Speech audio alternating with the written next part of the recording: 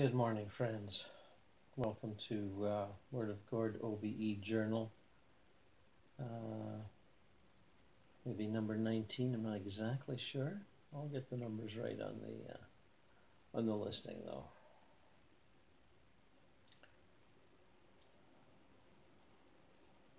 Getting focused and trained upon your goals of your curiosity can often be a challenge, and I know I experienced moments of that today, this morning.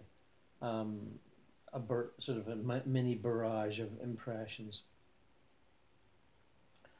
and wasn't quite sure where I'd been exactly, or what I was going to do, and it's a small problem to overcome, a small issue. Eventually, the sensuous impressions, the imagistic kaleidoscope will settle on one event or one series of events that you can pursue, and I'm slowly moving into that space now.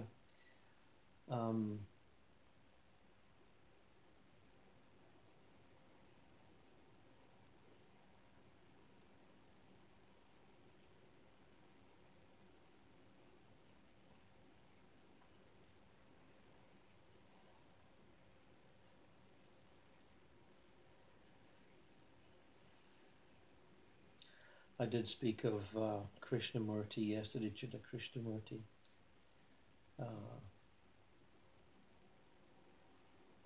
Who passed, I don't know, 50 years ago, something like that.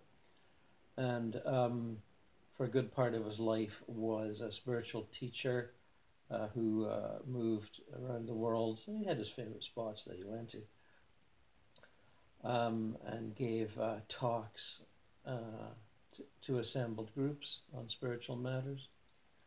And in the earlier part of his adulthood, he was the trained product and prophet of the Theosophical Society, who channeled the consciousness of the New World teacher, which is what they named the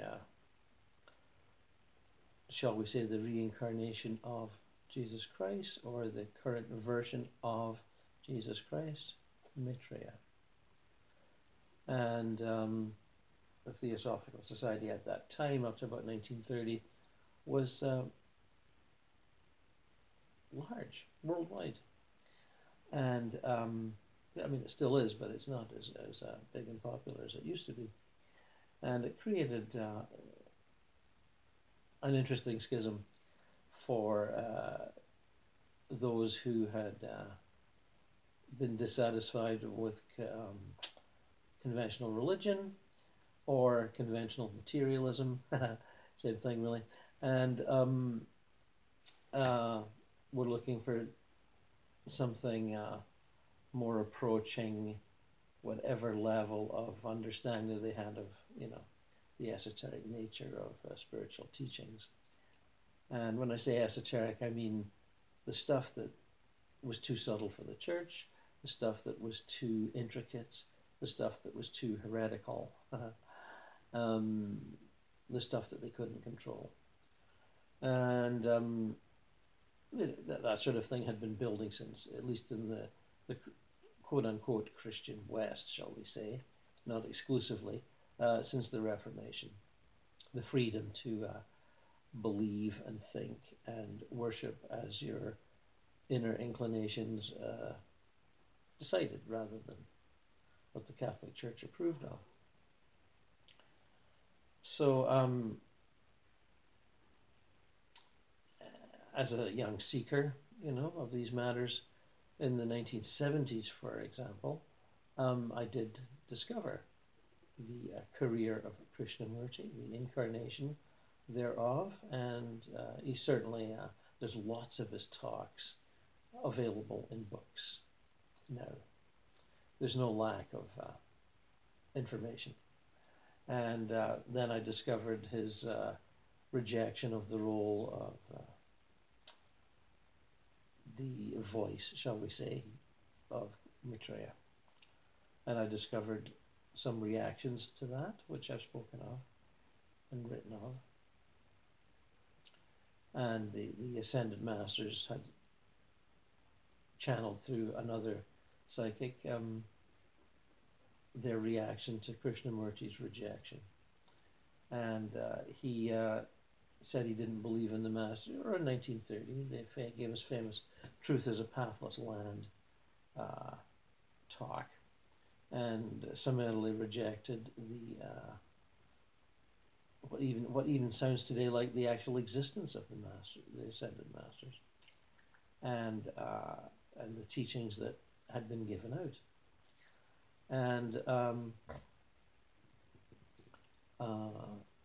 And henceforth he was following his own path and would not, be the mouthpiece, be the secretary for Ascended Masters.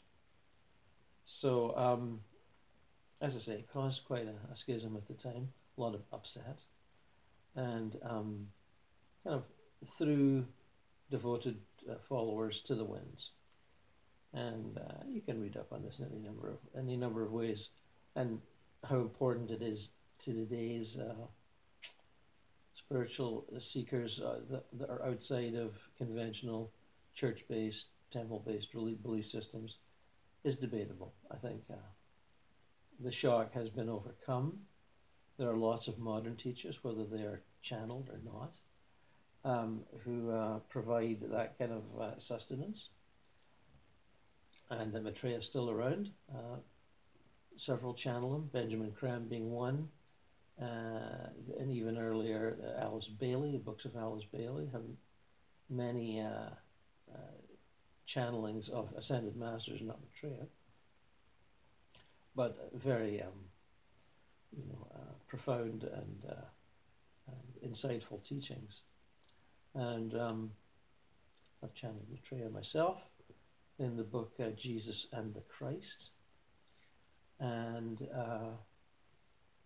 feel his presence from time to time, as some of the other Ascended Masters. They're like, lighthouses in the dark of spiritual struggle, spiritual journeying, spiritual understanding. And I find their presence to be always inspiring. When I feel myself close to one or other of them, usually Maitreya, and draw a great deal of sustenance from that. And I always wondered about Krishnamurti, and no one seems to have, you don't see, in the many channelers that have websites and books. I haven't come across, that doesn't mean no one's done it just because I haven't come across it, but I haven't so far. And it could be that he rejects that sort of thing and would not be willing to step forward and be, interviewed, as it were. But I'm going to try. And we'll see.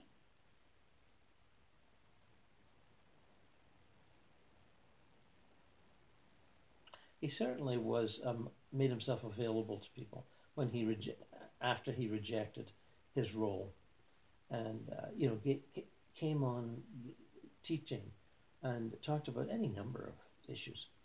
And as I say, there's many books available, and usually recorded talks. People wrote down his talks and published them as books. And there's many of them. And I know from one friend here, a personal friend, who went to some of the talks in Europe and California, some sort of weekend sort of get together sort of thing. We'd stay at the place for the weekend. He found Krishnamurti to be very not a star, not a guru, very friendly, very human, very real, and through just circumstance was able to talk to him personally without sort of arranging an interview, and sit down and I believe eat some sort of meal with him and chat with him. And as I say, found him very personable and friendly. And and that's the only person I know that's come that close. And he was no special person within the organization, just somebody that showed up for a weekend a couple of times. So I take that as not a coincidence that I would meet and know someone like that, even though his experience was back in, I believe, the 1980s. And of course, Krishnamurti passed not that long afterwards. But to have some kind of a contact with the living tradition, the living esoteric tradition, a living teacher, even though he had rejected one of his roles and, sort of did something else that was more in line with what he personally wanted. I took that to be the universe giving me a little gift, and not some random leaves blowing in the wind.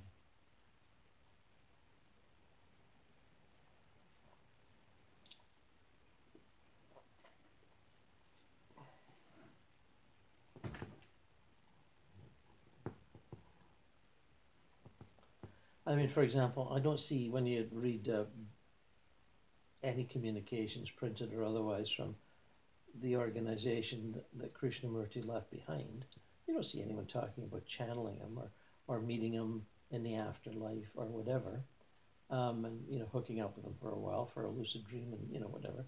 Whereas for example, Robert Monroe, who founded the Monroe Institute in Virginia, that did and continues to teach consciousness projection there and elsewhere.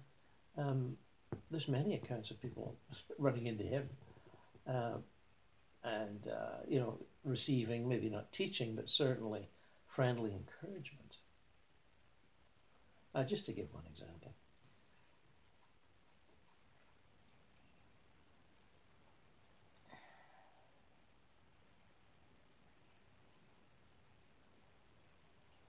So here we go. Follow along with me as I sort of subject myself to that particular transition.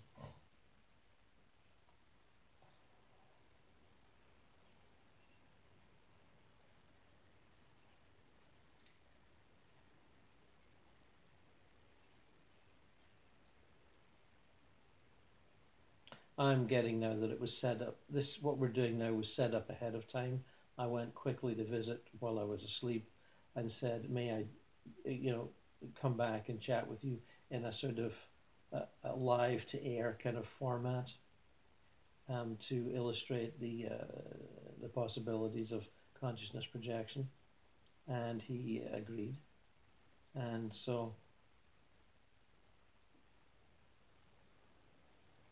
it's interesting that a historical footnote would be that when the Theosophical Society adopted the young Krishnamurti from his birth parents in India and brought him to England, and funded by a rich, wealthy supporter, gave him a very privileged life and good education and the best kind of Savile Row suits, and so he had the early life of a young English gentleman, and they thought that was appropriate, and he certainly didn't mind that at the time, although he felt overly coddled later. So that's what I'm seeing is a man of that presentation and bearing, which is maybe an image he's just projecting to me for the sake of my, comfort level. And I'm thanking him for, taking the time and space to communicate. And he acknowledges that and says, not as many people as he would like communicate with him. And I said, is that your own doing? And he said, yes, I think it is partly. That he is, by rejecting a good part of his public role, although not all of it, and feeling that he had left many, dialogues behind for people to absorb and study. He felt that for quite some time after he passed, that his teaching role was over, and that he had completed his commitment as he perceived it. And then as his heaven life, the the illusion of his heaven life passed, and he made further contact of his own and allowed his post-mortem existence to unfold in a natural manner. He started to feel that maybe he could add a little more to what he had done while on Earth. But he says, I believe it was the karma of my rejection of the earlier role to experience this distancing from those who would be his followers and his devotees. He certainly found people thinking about him and dreaming about him, but less of them would actually approach him in the way that I and we are doing now. And I said, I'm saying, I understand, and I'm thinking that the people who still hold him highly in their hearts and minds and belong to organizations that follow his work will be not open to what I'm doing now, even if they discover it at all. And he said, well, be that as it may. It will, this conversation will touch those who wish to be open to being touched by it and who are, curious.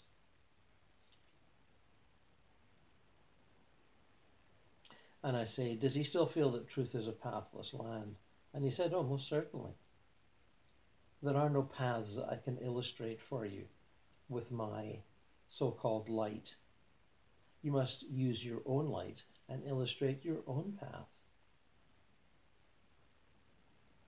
There are as many ways to the divine truth as there are individuals who are pursuing that divine truth. And, I agree with him that, and I say, but is that any more than a metaphor? I say, is that a workable, hypothesis? And he smiles when I say that. And he says he believes it is. And he said, obviously, there are many souls on Earth who need a path outlined for them by a religion or by a philosophy or by, he actually says, world-weary attitude. And I said, do you mean sort of materialism, humanism by that? And he said, yes. And they don't have the inner convictions or courage to light a path for themselves. And as they work on that inner conviction and courage, they need to have models handed to them that are useful, however self-limiting they may be. And he certainly understands that and does not deny it in any way.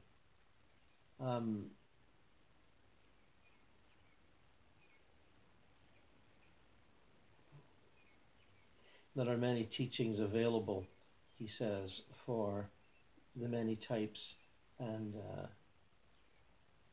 progressions of soul that exist on the planet. An infinite number, he said. Well, maybe not infinite, but, a great number. And And of course, some are, you know, dead end paths that are orchestrated by vain egos that wish to be teachers and wish to have followers sort of do their bidding and almost worship them. I said that that's always been the case. There'll always be sects and cults that will evolve that way, with charismatic egos that understand only their own ambitions and manage to slot those ambitions into a set of individualized teachings that look terribly original, but are actually just cobbled together from a variety of sources. And I say, and I nod and say, well, you know, to be honest, I'm a syncretist myself. In my own path, I've, you know, absorbed many teachings from many sources, all based on other lives and past lives. And I said, I hope it's not a mere package put together by my ego for my own gratification.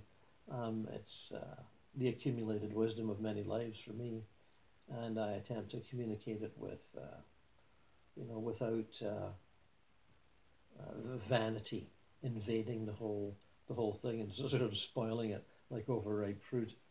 And he, you know, nods when I say that, but doesn't really comment. I'm not sure if he believes me, but he's allowing me my freedom to say such things.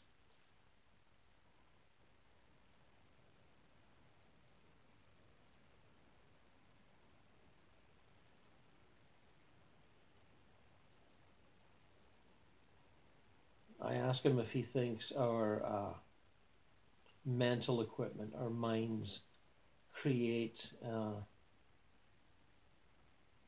you know, a set of experiential images and, shall I say, dramas, both in the physical and non-physical worlds, out of the random assemblage of quantum particles that create the various forms of matter.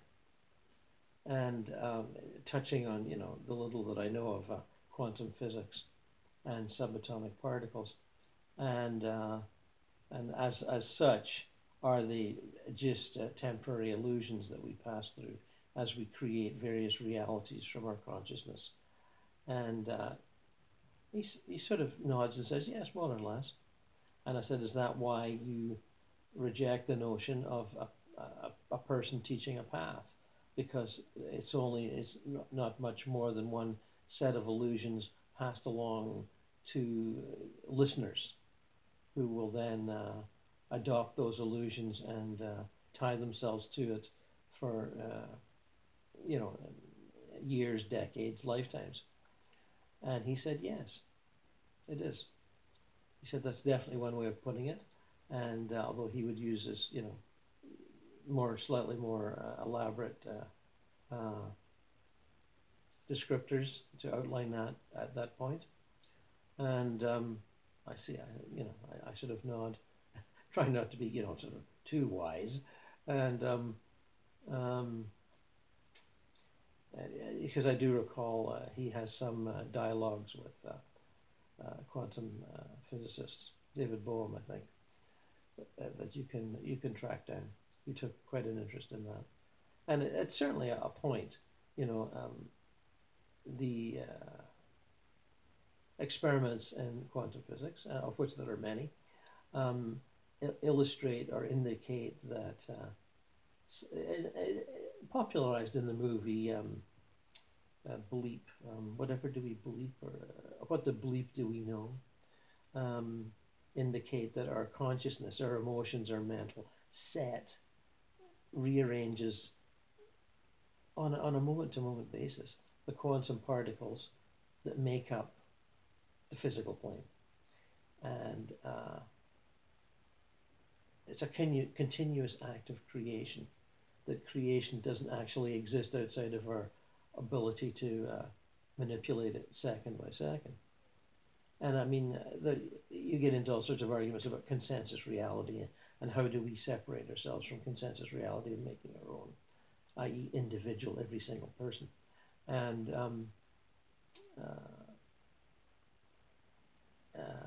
it does get interestingly complex as you pursue that.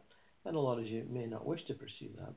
But I ran into that movie just the other day and remembered how illustrative it was in a sort of entertaining and intelligently entertaining manner. And so there is an argument for that we do create our reality microsecond by microsecond, and depending on our consciousness of the moment, which includes, thoughts, emotions, attitudes, doubts, fears, that sort of a thing. And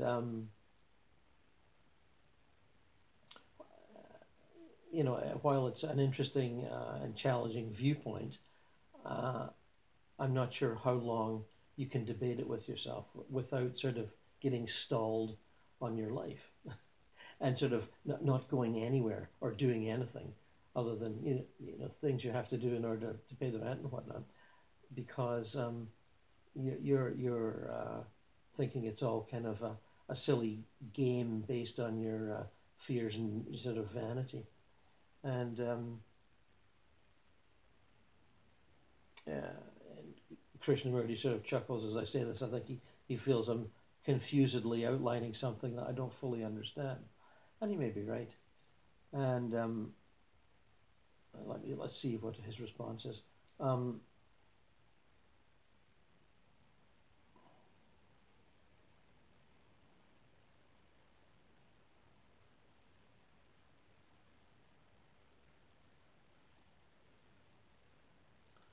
The many worlds are created by the consciousness of beings, evolved superior beings, call them deities if you wish, or devas, who create them. And they are created for their own amusement, and B, their need to create worlds for other beings to inhabit, other sentient forms of intelligence. And whatever one says about navigating through those worlds is entirely dependent on one's stage of understanding of those worlds and the component parts that go to compose them.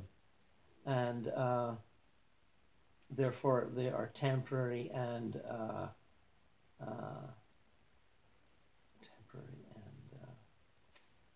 well, certainly not eternal truths, he feels.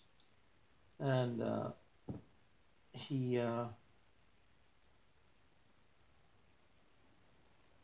sounds to me like he's rejecting all that sort of teaching, mechanisms of teaching. And I said, well, yes, but by doing that, don't you leave seekers floundering, seekers who need guidance because of the stage that they're at. And he says, well, yes, I do leave them floundering, but that he feels is good for them. And he said, that's one of the disagreements I had with the masters, that they felt that people should be cosseted and saved from the sort of floundering that such a position entails, and I felt that they shouldn't. And I said, was that your rebellion against your apprenticeship, shall I say? And he said, he's saying, well, it was more than a rebellion, but you could describe it that way. To me, it was a striking out from the lands of ego-based illusions into the clearer light of understanding of our position in all this panorama of manifestations. And I said, oh, okay. And I said, do you feel that all spiritual teachers are prone to this um, ego, vanity-based illusions of their own importance? And he said, well, to some degree or other, yes, they all are. And I said, but so in that set of vanity-based illusions, is there not the possibility that useful and practical teachings and paths can be outlined and illustrated by those teachers? And Krishnamurti replies something along the lines of, they only seem like they're useful and helpful to the seeker. Eventually, whatever insight and understanding they get from a teacher has to be rejected and remade in the light of that person's own truth. And so that why bother with the process of absorption and rejection when you can go straight to your own truth? And I'm nodding and saying, well, in that formulation, I certainly I can see what you're putting forth. The process of absorption of a teaching, and then the later process of rejection. You know, spending years putting on an elaborate coat and then spending more years taking it all off again. And maybe he sees the, I said, I think, you know, I'm saying, you see that more clearly than I do, I said. And I understand the metaphor and the point you're making, but somehow it seems to me that it would be that process of absorption and then rejection and transcendence of a certain level of teachings is endemic to our endeavors, that as we evolve as souls and spirits in the material world, that is part of the process that can't really be resisted or avoided. So he's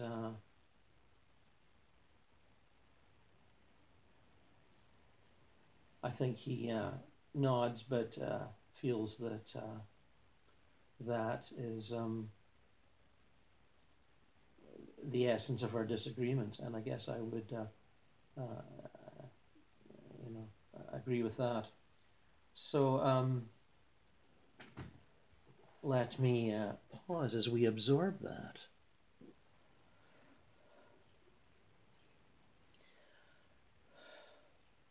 After that little bit of momentous pause, I challenge him, well, I ask him if he would outline any current position he has on these matters.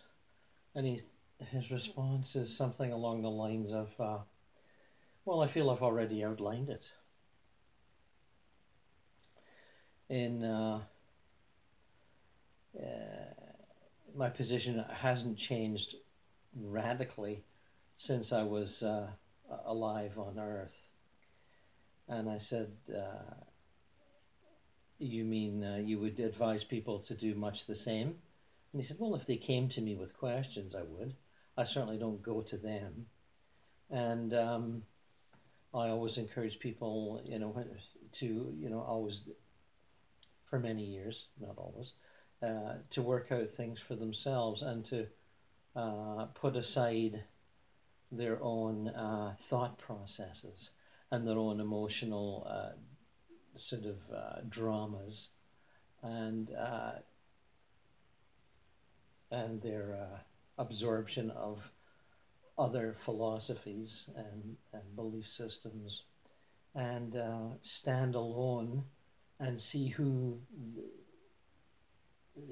the exact nature of their personal consciousness and how it interacts with the consciousness of the all, the one. And that is, a big enough challenge. And I said, well, put that way, I agree, it is. And I say it's a challenge I face in my own current incarnation. The understanding, or the attempt to understand and consolidate that understanding of how one's personal consciousness, divorced from all that would influence it, including one's own, vanity and ego, and how it relates to the consciousness that is of the universe. And I said my tendency to feel is that it's one and the same, and that we are no lesser or greater than the consciousness of the planet, the one, the all that is. And he said, well, that really is my current position. And I said, even in these spiritual afterlife worlds? And he said, yes, it is. Here we have more of the illusions of pleasure, joy, fulfillment, accomplishment. He said, he's saying souls are caught up in that. And he said it's just another series of nets to catch the cosmically free spirit in thoughts and emotions and sensuality and activity. And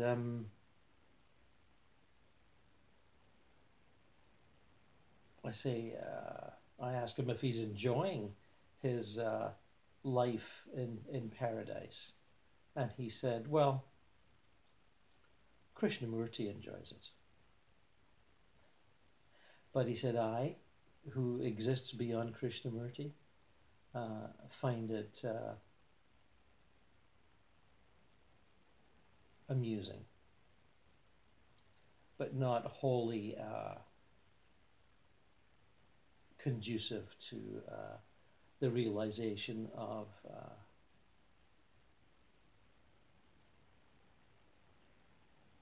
my highest consciousness. And I said, I see, and I said, I'm very tempted to ask you if you will return for another incarnation. And at this point he says, at this point, no. It's merely a temptation to further entangle the world in teachings. And with that sort of expression, although, these are ideas that are coming through my vocal cords and language, I'm not channeling Krishnamurti word for word, and I have never done that in the past, and don't seem to be following that particular path, the direct voice channel. Others have done that in the past. It does not seem to be a mode of current times. I certainly thank him. Thank you, Krishnamurti, the being that we know as Krishnamurti, for taking the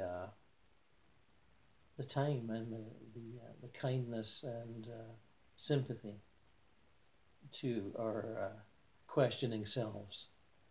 And I graciously, or try to graciously leave his presence and remind him that this will go on the internet. And he said, well, may it have a life that's, may it have a life that is appropriate and useful to those who would participate in it. Very nice. And that,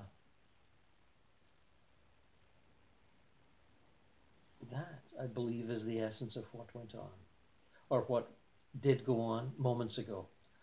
Um, as I say, it was briefly set up ahead of time before this live to air channeling, in which there was a pause, which I thought was appropriate. A pause of a few moments, and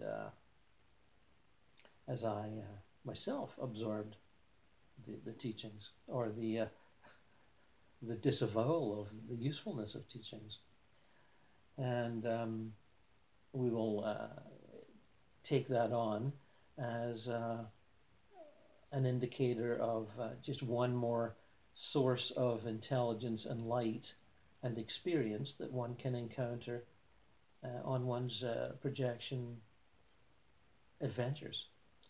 People and spirits that one can meet in the astral and mental and causal planes, as the Theosophists would describe them. And is it any more revelatory than talking to David Bowie or John Lennon or